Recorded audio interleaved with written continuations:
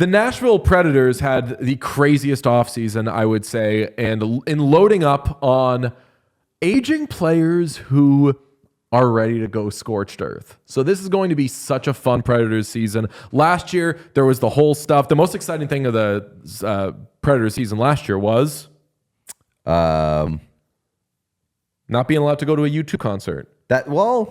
Yes, because it led to the most exciting thing of the Predators season.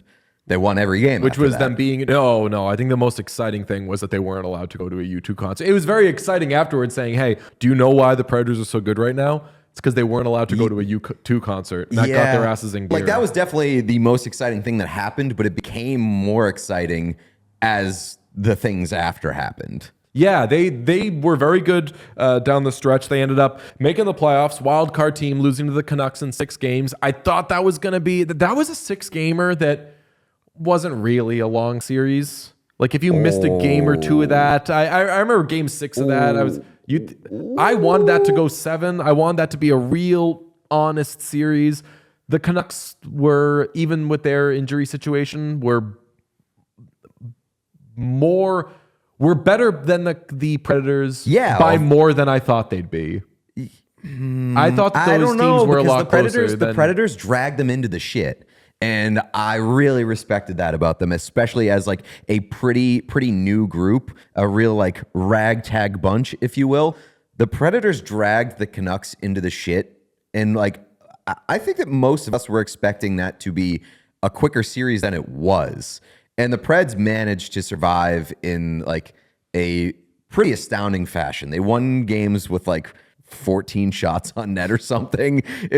That was a fun series in just how much they beat up on each other. Well, they go out and they spend in the offseason. This is a team that no longer has much cap space, but they go out and they spend in the offseason adding Steven Stamkos, Jonathan Marchessault, and Brady Skjei, who ends up kind of being if you remember when the Nets signed Kyrie Irving and Kevin Durant, Woj broke it with, the Nets are going all in. In a monster move, the Nets have agreed to contracts with Kyrie Irving, Kevin Durant, and DeAndre Jordan. Everyone was like, they got 2 guys. Brady Skjei, I think, is a really good pickup for this team, but I remember that being positioned as like, they got all 3 of them, folks. I think that Brady Skjei is better than DeAndre Jordan. Yes, but also like the importance of that ad is contextual because you're probably putting him next to Roman Josi, and he's going to be a really good partner for Roman Josi. That first pair is going to be fucking sick.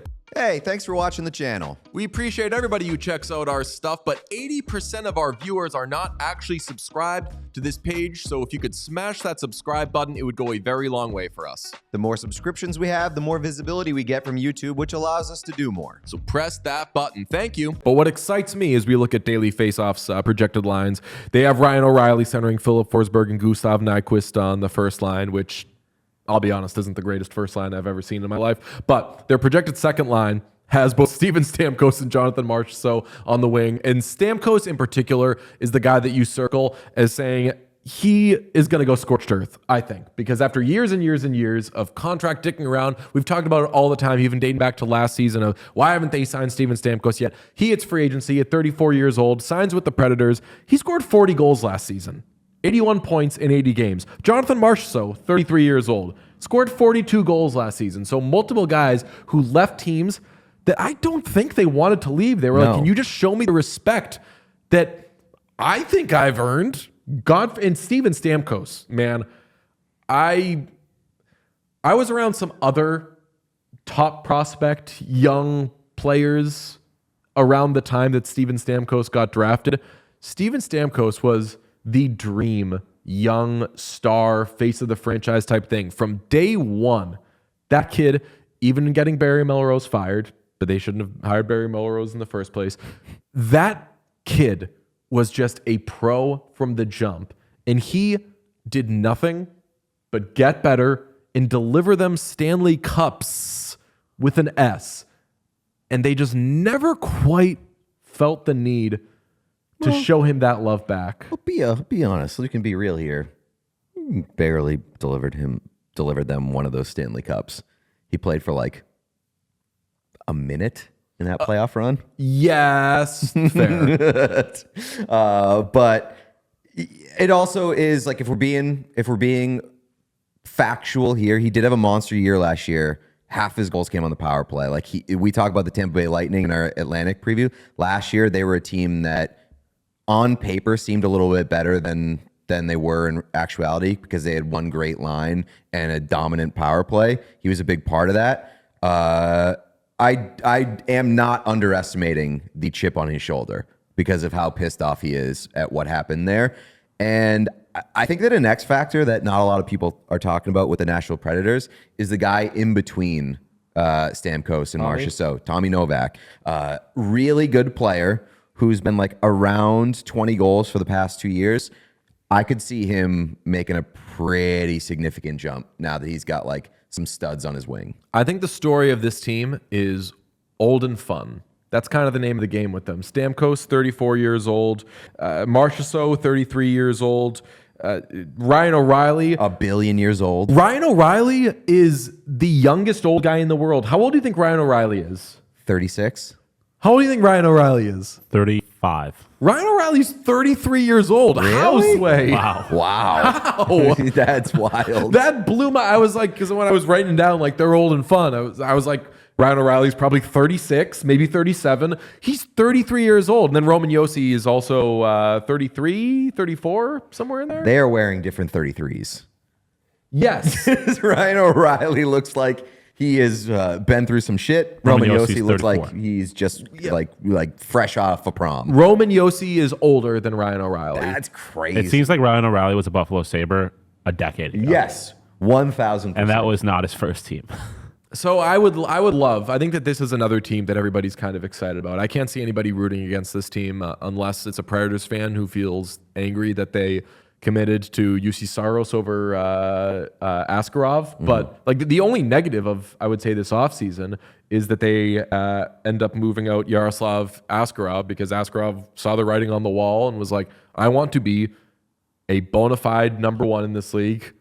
Don't want to go back to the AHL. Get me out of here. They moved him to San Jose, which is just so fun for both Askarov and for San Jose. And they just decided we are going to fast track this thing and be at the tail end of a cup window that didn't exist last year. That's very true. Yeah.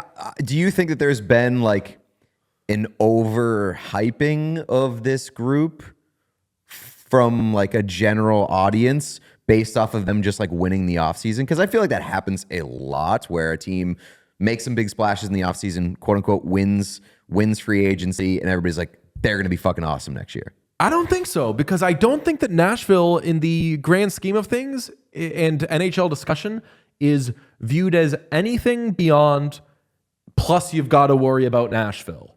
I don't think that they've cemented themselves as one of the favorites in the Western Conference, but they're a team that I would say is expected to finish top 3 in their division, whereas that's a bump up from being a wild card team last year. I think that everybody expects them to be better. Their Stanley Cup odds are 10th, which I think might be like a drop generous, but let's do some bones talk. You got good bones. Really good bones. Bones are, although they're osteoporosis bones. They're old bones, but how do I like my bones?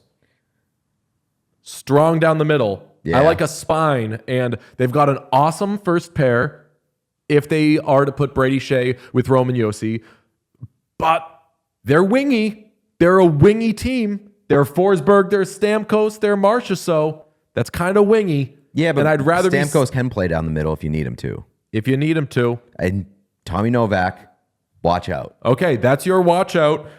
I think that this is, at the very least, this is a team that now has a solidified identity and a team that is that nobody is sleeping on, because last year we didn't know what they were. They had Barry Trotz come in, kind of cleaned house, removed some of the stink from the locker room, as you might, and we didn't know what they were going to get. New coach, new leadership, some new players coming in. Now I think they've established a foundation and they're building on it, even if the wood is a little old.